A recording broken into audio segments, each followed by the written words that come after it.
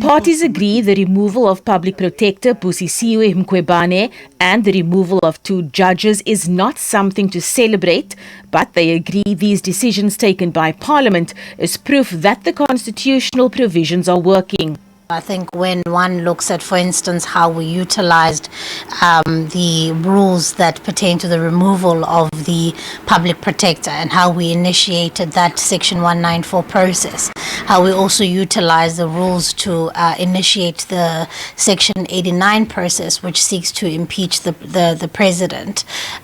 Also how we really pushed hard in the Rules Committee to try and get the recommendations by the Zondo Commission really implemented while we were defeated in doing so. Highlights of those was that the constitutional provisions for holding office bearers, high office bearers to account were being used and being implemented and being tested.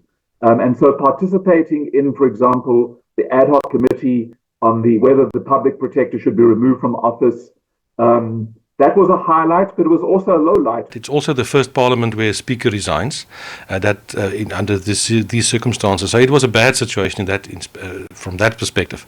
On the positive side, I think it was the first parliament where we basically were able to kick a Chapter 9 institution head out of her position, which is good for oversight and for accountability. And I think it's also the first time that we were able to remove judges in a parliamentary situation. At the top of the Inkatha Freedom Party's lowlights list is the loss of Prince Mangosuthu Buthelezi. Not only to the party, but to Parliament and the country. And, his wisdom was always valued in Parliament, although he was not physically present for most of the time, and that is because of COVID and then the fire at Parliament. But he always had a positive influence on legislation. Parties agree that COVID disrupted this term, but say the institution managed to push through. We pushed back, were able to meet virtually, were able to, as public representatives of our people, allowed to play our space, be with our communities, console them, support them during that difficult time. But in that process also be able to devise ways and means using the virtual platform to be able to do our work and pass pieces of legislation.